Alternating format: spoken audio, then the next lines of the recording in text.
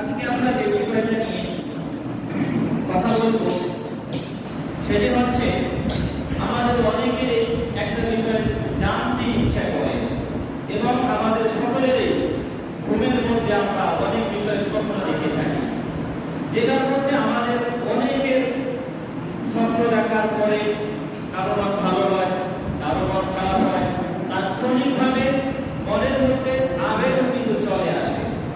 সেই স্বপ্ন সংক্রান্ত বিষয় নিয়ে আমরা রাসূলুল্লাহ সাল্লাল্লাহু আলাইহি ওয়াসাল্লামের হাদিস শরীফ থেকে আমরা আলোচনা করে জানার চেষ্টা করব যে স্বপ্ন সংক্রান্ত বিষয়ে রাসূলুল্লাহ সাল্লাল্লাহু আলাইহি ওয়াসাল্লাম হাদিস শরীফের মধ্যে কি বলেছেন সেটা আমরা একটু জানার চেষ্টা করব। সম্মানিত হাজিরিন, রাসূলুল্লাহ সাল্লাল্লাহু আলাইহি ওয়াসাল্লাম স্বপ্ন সংক্রান্ত একটি অধ্যায় হচ্ছে কিতাবুর রুইয়া। এটি মিশকাতুল মাসানির মধ্যে একটা অধ্যায় রয়েছে যেখানে এই হাদিসগুলো একত্র করা হয়েছে যে আসলে স্বপ্ন কয় ধরনের হয়, কিরূপ হয়, স্বপ্ন কিরূপ ভাবে ব্যাখ্যা করা যাবে কি যাবে না এবং এটার প্রতিক্রিয়া কিরূপ হতে পারে। সেই প্রসঙ্গে রাসূলুল্লাহ সাল্লাল্লাহু আলাইহি ওয়াসাল্লামের একাধিক হাদিস রয়েছে, সেগুলি আমরা পর্যায়ক্রমে জানার চেষ্টা করব। রাসূলুল্লাহ সাল্লাল্লাহু আলাইহি ওয়াসাল্লামের বিশিষ্ট সাহাবী হযরত আবু হুরায়রা রাদিয়াল্লাহু তাআলা আনহু থেকে বর্ণিত তিনি বলেন, রাসূলুল্লাহ সাল্লাল্লাহু আলাইহি ওয়াসাল্লাম বলেছেন যে লাম ইয়াবকা মিনান নুবুওয়াতি ইল্লা আল মুবাশশিরাতু ক্বালু ওয়া আল মুবাশশিরাতু ক্বালা আর-রুইয়া আস-সালিহা।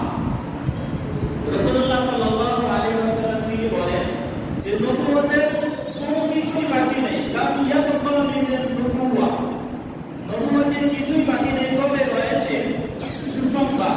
সেই সুসংবাদটাই হচ্ছে সত্য স্বপ্ন। সত্য স্বপ্নের মাধ্যমে যারা এই জিনিসটা দেখে থাকে এটি হচ্ছে নবুয়তের একটি অংশ এবং নবুয়তের কতটুকু অংশ এই প্রসঙ্গে অন্য হাদিস শরীফের মধ্যে এসেছে যে রাসূলুল্লাহ সাল্লাল্লাহু আলাইহি ওয়াসাল্লাম বলেছেন যে সত্য স্বপ্নটা হচ্ছে নবুয়তের 46 ভাগের এক ভাগ। 46 ভাগের এক ভাগ। এখন রাসূলুল্লাহ সাল্লাল্লাহু আলাইহি ওয়াসাল্লামের পুরো নবুয়তের জিন্দেগি এটা থেকে আবার 46 ভাগের এক ভাগ থেকে সত্য স্বপ্ন কিভাবে নবুয়তের অংশ হতে পারে এই প্রসঙ্গে মুহাদ্দিসিন কেরাম মুহাদ্দিসিন কেরাম তারা মত দিয়েছেন যে রাসূলুল্লাহ সাল্লাল্লাহু আলাইহি ওয়াসাল্লাম ওনার কাছে যখন ওহী আসা আরম্ভ হয়েছে দীর্ঘ 6 মাস রাসূলুল্লাহ সাল্লাল্লাহু আলাইহি ওয়াসাল্লামের কাছে স্বপ্নের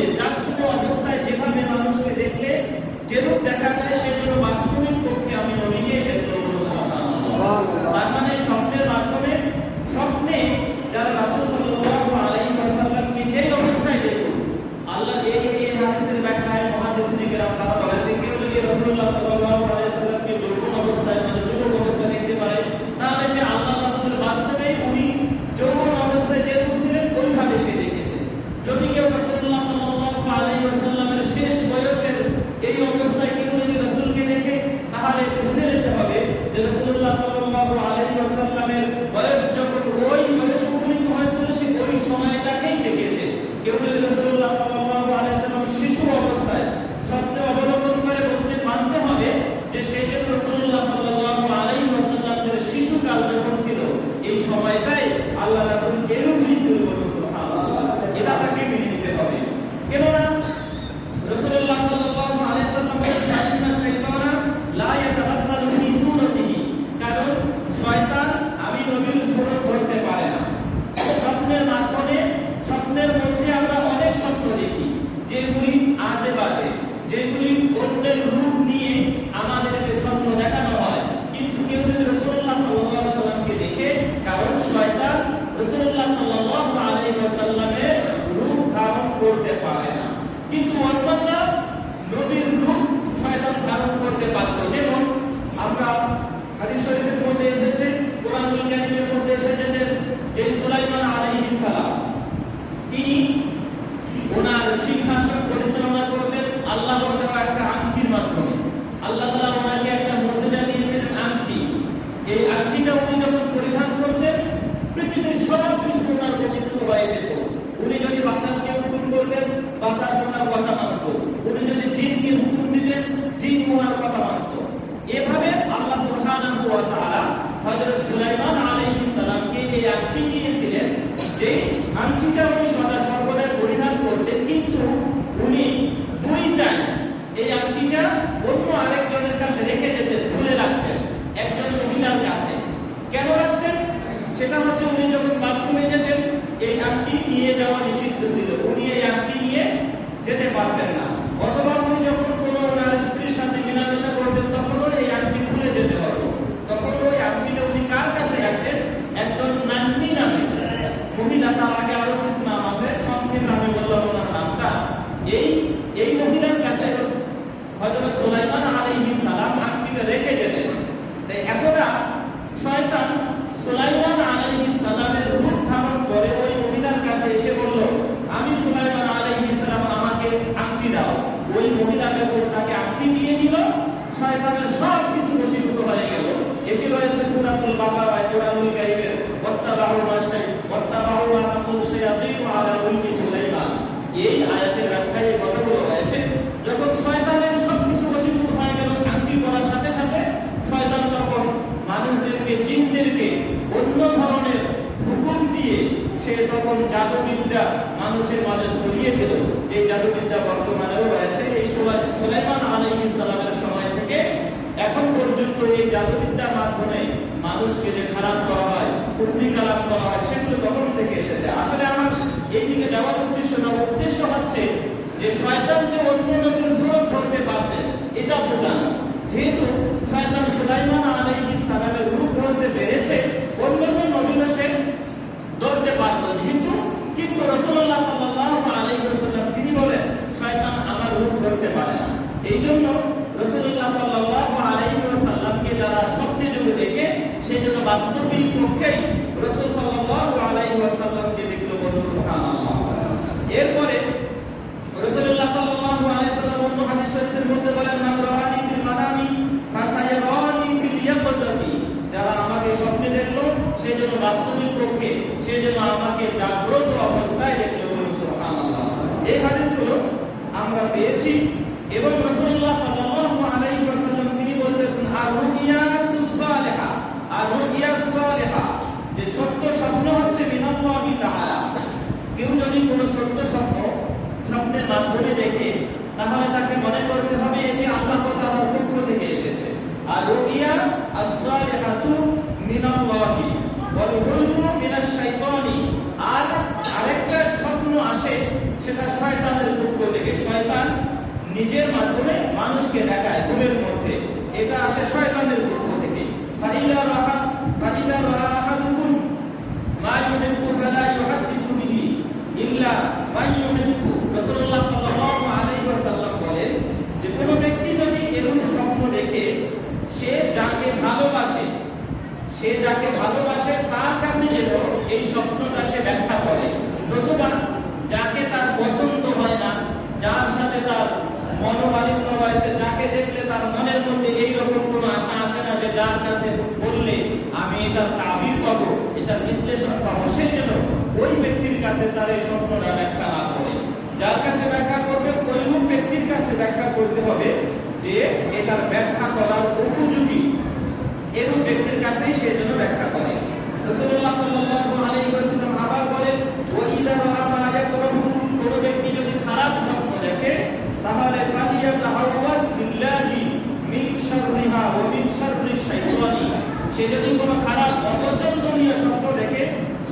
তাৎক্ষণিকভাবে আল্লাহ তাআলার কাছে আশ্রয় প্রার্থনা করে, আস্তাগফিরুল্লাহ রাব্বি মিন কুল্লি যামবি ওয়া আতুবু ইলাইহি, এভাবে সে ইস্তেগফার পাঠ করবে।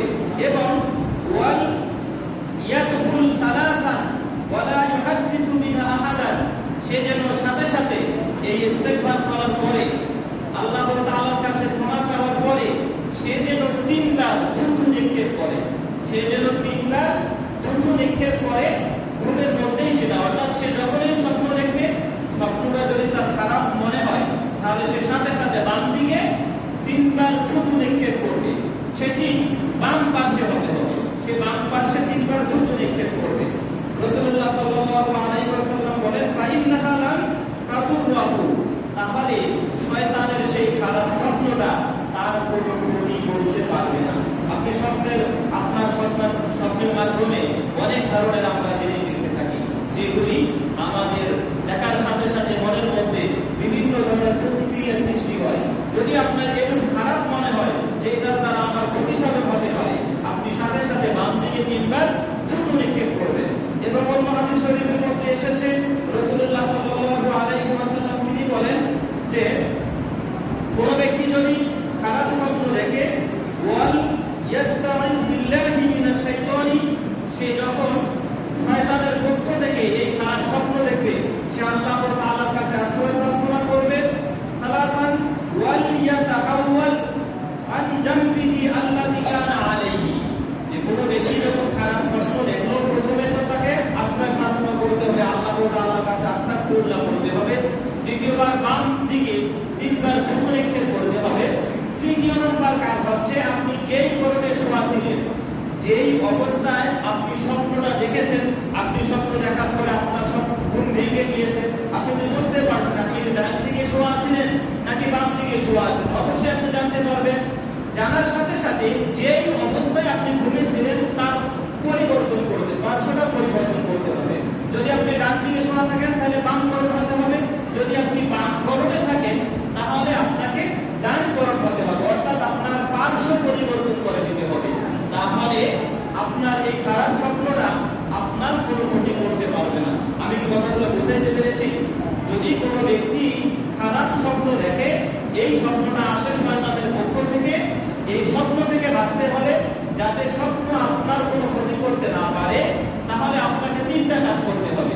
এক নাম্বার কাজ হচ্ছে আপনি সাথে সাথে আস্তাগফিরুল্লাহ করবেন। দ্বিতীয় নাম্বার কাজ হচ্ছে আপনি বাম দিকে তিনবার থুথু নিক্ষেপ করবেন। তৃতীয় নাম্বার কাজ হচ্ছে আপনি যে অবস্থায় শোয়া ছিলেন এর পার্শ্ব পরিবর্তন করে দিতে হবে। ডান দিকে শোয়া থাকলে বাম করণ হতে হবে, বাম করণে শোয়া থাকলে আপনাকে ডান করণ হতে হবে। তাহলে তাৎক্ষণিকভাবে আপনার আর এই স্বপ্নের কোনো ক্ষতি সাধন আপনাকে করতে পারবে না। সুবহানাল্লাহ। রাসূলুল্লাহ সাল্লাল্লাহু আলাইহি ওয়াসাল্লাম থেকে আরো অনেকগুলি হাদিস রয়েছে, যে হাদিসগুলোর মধ্যে এই প্রসঙ্গে একাধিক হাদিসে এসেছে যে রাসূলুল্লাহ সাল্লাল্লাহু আলাইহি ওয়াসাল্লাম তিনি একদিন স্বপ্নের মধ্যে দেখলেন যে ওনার কাছে দুইজন ফেরেশতা আসলো। আসার পরে রাসূলুল্লাহ সাল্লাল্লাহু আলাইহি ওয়াসাল্লাম তিনি ওনাকে সেই ফেরেশতা দুইজন জাগ্রত করলো। জাগ্রত করার পর রাসূলুল্লাহ সাল্লাল্লাহু আলাইহি ওয়াসাল্লামকে এমন এক জায়গায় নিয়ে যাওয়া হলো যেখানে উনি দেখলেন যে একটা রক্তের নদী, সেই রক্তের নদীর মধ্যে একজন ব্যক্তি সাঁতার কাটতেছে, আর এই নদীর কিনারায় একজন ব্যক্তি বড় তীর নিয়ে রয়েছে যে তাকে আঘাত করার জন্য। যখন ওই ব্যক্তি নদীর কিনারা যায় তখনই আবার তাকে তীর মেরে আগের জায়গার মধ্যে নিক্ষেপ করা হয়। রাসূলুল্লাহ সাল্লাল্লাহু আলাইহি ওয়াসাল্লামকে সামনের দিকে নিয়ে যাওয়া হলো। দেখা গেল যে একটা গর্ত, যেই গর্তের মুখটা চিকন কিন্তু ভেতরে বিশাল জায়গা, সেখান থেকে ধাউ ধাউ করে আগুন জ্বলতেছে। রাসূলুল্লাহ সাল্লাল্লাহু আলাইহি ওয়াসাল্লামকে সেটা দেখানো হলো। এরপর রাসূলুল্লাহ সাল্লাল্লাহু আলাইহি ওয়াসাল্লামকে আরো একটু সামনে নিয়ে যাওয়া হলো। সেখানে গিয়ে দেখা হলো যে একজন লোক সে করত হয়ে শুয়ে রয়েছে, তার মাথার কাছে একজন ব্যক্তি বড় পাথর নিয়ে রয়েছে তাকে আঘাত করার জন্য। যখনই ওই ব্যক্তি তাকে আঘাত করে তার মাথা চূর্ণ বিচূর্ণ হয়ে যায়। আবার যখন সে ওই ব্যক্তিটা সে আবার পাথরটা তুলে আনতে যায়, সাথে সাথে দেখা যায় ওই লোকটা আগের অবস্থায়, মানে তার যে সুস্থ অবস্থায় যে শুনে এই লোক আবার ধারণ করে। এভাবে তার শাস্তি চলতেই রয়েছে। রাসূলুল্লাহ সাল্লাল্লাহু আলাইহি ওয়াসাল্লামকে এভাবে আরো অনেক লম্বা হাদিস এভাবে রাসূলুল্লাহ সাল্লাল্লাহু আলাইহি ওয়াসাল্লামকে স্বপ্নের মাধ্যমে এই বিষয়গুলো দেখানো হলো। শেষ পর্যন্ত রাসূলুল্লাহ সাল্লাল্লাহু আলাইহি ওয়াসাল্লাম দুইজন ফেরেশতার কাছে জানতে চাইলেন যে আসলে আমাকে যে স্বপ্নের মাধ্যমে এগুলি দেখানো হলো এগুলি আসলে কি। তখন ওই দুইজন ফেরেশতা ছিলেন, একজন হচ্ছে জিবরিল আলাইহিস সালাম আর একজন হচ্ছে মিকাইল আলাইহিস সালাম। রাসূলুল্লাহ সাল্লাল্লাহু আলাইহি ওয়াসাল্লামকে তখন ওই ফেরেশতারা স্বপ্নের তাবির বলে দিচ্ছে যে আপনাকে আমরা যেই লোকটাকে প্রথমে দেখালাম যে সে রক্তের নদীতে সাঁতার কাটতেছে, আসলে সে ছিল জেনাখোর, সে ছিল জেনাখোর, এই জন্য তার এই শাস্তি হচ্ছে। আবার যেই লোকটাকে দেখা হচ্ছে তার মুখ চিরে ফেলা হচ্ছে পাথরের মাধ্যমে, ওই লোকটা হচ্ছে মৃত্যু, সে সদা সর্বদা মিথ্যা কথা বলার কারণে তার মাথা ছিঁড়ে ফেলা হচ্ছে। এইভাবে শাস্তি দেওয়া হচ্ছে। রাসূলুল্লাহ সাল্লাল্লাহু আলাইহি ওয়াসাল্লাম এই বিষয়গুলো স্বপ্নের মাধ্যমে অবলোকন করেছেন। তো আমরা যে বিষয়টা জানার চেষ্টা করতেছি, অনেকে আমাদের কাছে অনেকে বলে হুজুর আমি এই স্বপ্নটা দেখেছি, এই স্বপ্নের ব্যাখ্যাটা কি হবে, এই স্বপ্নের তাবিরটা কি হবে। আসলে স্বপ্নের তাবির আপনি যতক্ষণ পর্যন্ত এটা মানুষের কাছে ব্যাখ্যা না করবেন, যতক্ষণ পর্যন্ত আপনি কারো কাছে জানতে না চাইবেন, ততক্ষণ পর্যন্ত এই স্বপ্ন কোনোদিন বাস্তবায়িত হবে না।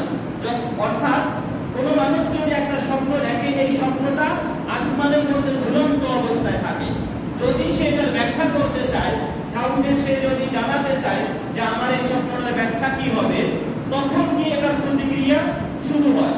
যদি সে এটার ব্যাখ্যা না করতে চায় বা না জানতে চায়, মনের মধ্যে তার যদি কোনো কথা সৃষ্টি না হয় যে স্বপ্নে দেখে সেটা বাদ দিয়ে দেয়, এরূপ যদি মনে হয় তাহলে এটা লটকায় থাকবে, তার কোনো প্রতিক্রিয়া হবে না। যদি সেটা জানতে চায় তখনই এটার প্রতিক্রিয়া শুরু হয়ে যায়। তাহলে আমরা যদি খারাপ স্বপ্ন দেখি, এটা আমরা ব্যাখ্যা করার চেষ্টা করব না। আর ব্যাখ্যা না করলে তো আমাদের তো তিনটা পদ্ধতি রাসূলুল্লাহ সাল্লাল্লাহু আলাইহি ওয়াসাল্লাম তিনি শিখাইয়া দিয়েছেন। এই তিনটা পদ্ধতি অবলম্বন করলে খারাপ স্বপ্ন কোনোদিনও আপনার ক্ষতি করতে পারবে না। সম্মানিত হাজিরিন, রাসূলুল্লাহ সাল্লাল্লাহু আলাইহি ওয়াসাল্লাম তিনি উম্মতকে শয়তানের হাত থেকে বাঁচানোর জন্য কত কিছু যে শিখিয়ে দিয়েছেন, আমরা আসলে সেই দিকগুলো চিন্তা করি না। রাসূলুল্লাহ সাল্লাল্লাহু আলাইহি ওয়াসাল্লামের জীবনীকে আমরা তালাশ করি না। আমরা শুধু দুনিয়ার পিছে পিছে ছুটে কত কিছুই না ফেসবুকে দেখি, কিন্তু ভালো একটা লেখা পাইলে এটাকে আমরা এড়িয়ে যাই, এটাকে পড়ার চিন্তা করি না, মানে এটা দেখে আবার কি হবে, এটা পরে কি হবে, এইরূপ মানুষের চিন্তা ভাবনা থাকে। অথচ ভালো ভিডিওগুলো গেলে ভিউ কম হয়, আর খারাপ যেই ভিডিওগুলো ছাড়া হয় এগুলোর মধ্যে দেখা যায় ভিউয়ের কোনো শেষ নাই। তাহলে মানুষ শুধু খারাপ দিকেই তাদের চিন্তা ভাবনা বেশি। সম্মানিত হাজিরিন, রাসূলুল্লাহ সাল্লাল্লাহু আলাইহি ওয়াসাল্লামের আরো অনেকগুলো বিষয় রয়েছে। মানুষের কোন কারণে কোন রোগ হয় সেগুলিও হাদিস শরীফের মধ্যে পাওয়া যায়। যেমন আমাদের অনেকের কুষ্ঠ রোগ হয়ে থাকে, শরীরে সাদা সাদা রোগ হয়, আছে না? এখানে তো বছরে একদিন ঔষধও খাওয়ানো হয়। এই রোগটা কেন হয়? এই রোগটা হওয়ার কারণ কি? তার পিছনে কোনো রহস্য আছে কিনা নাই হাদিস শরীফের মধ্যে পাওয়া যায়। যদিও হাদিসটা দয়ীফ হলো হাদিসটা রাসূলুল্লাহ সাল্লাল্লাহু আলাইহি ওয়াসাল্লামের, অর্থাৎ সনদ দয়ীফ হতে পারে, কিন্তু এই হাদিসের মধ্যে এসেছে কোনো ব্যক্তি যদি শনিবার অর্থাৎ জুমার পরের দিন অথবা বুধবারের দিন কোনো ব্যক্তি যদি নখ কাটে, কোনো ব্যক্তি যদি বুধবার এবং শনিবারের দিনে নখ কাটে, তাহলে ওই ব্যক্তির আস্তে আস্তে কুষ্ঠরোগ হওয়া শুরু হয়ে যায়। এটা বুঝতে পেরেছেন? এই জন্য নখ কাটার সুন্নাত হচ্ছে বৃহস্পতিবার এবং জুমার দিনে। বৃহস্পতিবার জুমার দিনে কাটা সুন্নাত। আপনি রবিবার কাটতে পারেন, কোনো সমস্যা নেই, সোমবার কাটতে পারেন, কোনো সমস্যা নেই, মঙ্গলবার কাটতে কোনো সমস্যা নেই। কিন্তু যদি আপনি বুধবারে কাটেন এবং শনিবারে যদি নখ কাটেন, তাহলে অবশ্যই আপনার মধ্যে রোগ সৃষ্টি হয়ে যাবে। এই জন্য আমরা রাসূলুল্লাহ সাল্লাল্লাহু আলাইহি ওয়াসাল্লাম দেখেন আপনাকে রোগ থেকে বাঁচানোর জন্য কোন দিন নখ কাটতে হবে, এটাও রাসূলুল্লাহ সাল্লাল্লাহু আলাইহি ওয়াসাল্লাম হাদিস শরীফের মধ্যে জানিয়ে দিয়েছেন। আমরা আসলে এইগুলি যখন নখ কাটবো তখন চিন্তা করি না যে আজকের দিন কি দিন, আমরা এই দিনটাও নিয়ে চিন্তা করি না। চুল নখ এই যেন শনিবার এবং বুধবারে না কাটা হয়। আপনারা একটু খেয়াল রাখবেন যেন আমরা অন্য দিন কাটতে পারবেন, শুক্রবারে কাটেন, বৃহস্পতিবারের দিনে কাটেন, মঙ্গলবারে কাটেন, সোমবারে কাটেন, রবিবারে কাটেন, কোনো সমস্যা নেই, আপনার কোনো ক্ষতি হবে না। কিন্তু যদি আপনি শনিবারে কাটেন, বুধবারে কাটেন, তাহলেই আপনার শারীরিক ত্রুটি চলে আসবে। সম্মানিত হাজিরিন, রাসূলুল্লাহ সাল্লাল্লাহু আলাইহি ওয়াসাল্লাম থেকে হাদিস শরীফ এসেছে, আমাদের কাছে অনেকে এবং সাহাবায়ে কেরাম থেকেও অনেকে প্রশ্নের মধ্যে জানতে চাইতো যে কিয়ামত কখন সংঘটিত হবে, কিয়ামতের আলামত কি। আসলে রাসূলুল্লাহ সাল্লাল্লাহু আলাইহি ওয়াসাল্লাম থেকে হাদিস এসেছে, মান মাতা ফাকাদ কামাত কিয়ামুহু, মান মাতা ফাকাদ কামাত কিয়ামুহু। কোন ব্যক্তি যখনই মারা যায় তার সাথে সাথেই তার কিয়ামত আরম্ভ হয়ে যায়। সুবহানাল্লাহ। যদিও আমাদের মাঝে এখনো কিয়ামত হয়নি, আমরা দুনিয়াতে আছি, কিন্তু যেই ব্যক্তিটা পৃথিবী থেকে দুনিয়া থেকে চলে গেল, ওই ব্যক্তিটার ওই সময় থেকে কিয়ামত আরম্ভ হয়ে গেল, এই হাদিস প্রমাণ করে। যদিও মরার পরে আমরা দীর্ঘদিন কবরে থাকবো, এরপরে আমাদেরকে আবার উঠানো হবে, সেটা তো রয়েছে, সেটা তো একবার সরাসরি হিসাব হবে, সেটার বিষয় তো রয়েছে। কিন্তু বাস্তবিক পক্ষে কোনো ব্যক্তি যখন মারা যায় তখন থেকেই তার কিয়ামত শুরু হয়ে যায়। তার কিয়ামত মানে সেই ব্যক্তি যদি জান্নাতি হয় তাহলে সে জান্নাতের আলো বাতাস পাবে, সেই ব্যক্তি যদি জাহান্নামী হয় তাহলে সে জাহান্নামের শাস্তি ভোগ করবে কবর থেকে। এই জন্য আমাদের দুনিয়ার জিন্দেগি আমরা যে ভালো করি, আমরা মনে করতে পারি হিসাব তো হবে সেই কাল কিয়ামতের দিনে, এতদিন পর্যন্ত তো কবরে বাঁচতে পারবো না, না, কবরে বাঁচার সুযোগ নেই। যেহেতু হাদিসে এসেছে মান মাতা ফাকাদ কামাত কিয়ামুহু, যখন এই ব্যক্তি মারা যাবে তখনই তার জন্য কিয়ামত সংঘটিত হবে, মানে কিয়ামতের বিষয় শুরু হয়ে গিয়েছে। এই জন্য আমরা দুনিয়াতে আমাদের জিন্দেগিকে আমরা যেন ভালোভাবে কাটাই, আমরা সেই দিকগুলো চিন্তা করব। দেখুন, কিয়ামতের আলামত সম্পর্কে রাসূলুল্লাহ সাল্লাল্লাহু আলাইহি ওয়াসাল্লাম তিনি একাধিক হাদিস শরীফের মধ্যে বলেছেন, বুইস্তু আনা ওয়াস সামাতু কাহায়াতাইনি। রাসূল সাল্লাল্লাহু আলাইহি ওয়াসাল্লাম দুই আঙ্গুলকে একত্রিত করে উনি বললেন যে আমি এবং কিয়ামত এটি এত সন্নিকটে যে দুইটা আঙ্গুল একত্র করতে যতটুকু সময় লাগে কিয়ামতের সময়টাও ততটুকু বাকি। এবং অন্য হাদিস শরীফের মধ্যে রাসূলুল্লাহ সাল্লাল্লাহু আলাইহি ওয়াসাল্লাম তিনি বলেন যে মিআতু সানাতিন, 100 বছর। আল্লাহ সাল্লাল্লাহু আলাইহি ওয়াসাল্লামকে প্রশ্ন করা হয়েছে, ইয়া রাসূলুল্লাহ মাতা সাআ, কিয়ামত কখন সংঘটিত হবে? আল্লাহ রাসূল বলেন যে মিআতু সানাতিন, 100 বছর পরে দেখা যাবে। তোমরা যারা আমাকে জিজ্ঞাসা করেছো 100 বছরের মধ্যেই তোমাদের কেউই কিয়ামত থেকে বাঁচতে পারবে না। তার মানে তার উত্তর হচ্ছে রাসূলুল্লাহ সাল্লাল্লাহু আলাইহি ওয়াসাল্লামকে যেদিন এই প্রশ্নটা করা হয়েছিল, যে সাহাবীরা ওনার সামনে রয়েছিল, ওই সাহাবায়ে কেরাম 100 বছর পরে কেউই দুনিয়াতে থাকবে না, তারা সবাই দুনিয়া থেকে বিদায় নেবে। এই জন্য রাসূলুল্লাহ সাল্লাল্লাহু আলাইহি ওয়াসাল্লাম এই হাদিস শরীফে 100 বছর কথা বলেছেন। বাস্তবিক পক্ষে সাহাবায়ে কেরামের ইতিহাস খুঁজে পাওয়া যায় যে রাসূলুল্লাহ সাল্লাল্লাহু আলাইহি ওয়াসাল্লাম হিজরতের পরে, হিজরত থেকে শুরু করে সাহাবায়ে কেরাম 100 হিজরি পর্যন্ত পৃথিবীতে জীবিত ছিল। এরপরে আর কোন সাহাবী দুনিয়াতে তারা জীবিত থাকেননি।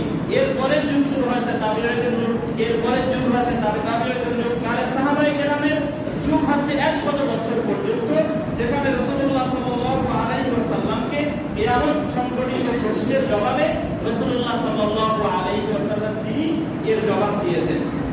সম্মানিত হাজিরিন, আর অন্যান্য হাদিস শরীফের মধ্যে এসেছে যে রাসূলুল্লাহ সাল্লাল্লাহু আলাইহি ওয়াসাল্লাম তিনি কিয়ামতটা কেমন হবে সেটারও বিবরণ হাদিস শরীফের মধ্যে পাওয়া যায়। এজন্য আমরা চেষ্টা করব যে আমরা যারা ফেসবুক চালাই, আমরা যারা ইন্টারনেট চালাই, আমরা যেন কিছু কিছু হলেও আমরা ইসলাম সম্পর্কে জানার চেষ্টা করব। যদিও আমরা অনেক কিছু জিনিস ফেসবুকে দেখি, ইউটিউবে দেখি, আপনারা ভালো জিনিস দেখার চেষ্টা করেন, যেটা দেখলে আপনার দুনিয়াতেও ভালো হবে, আখিরাতেও আপনার মঙ্গল হবে, সেই দিকে আমাদের চিন্তা রাখতে হবে।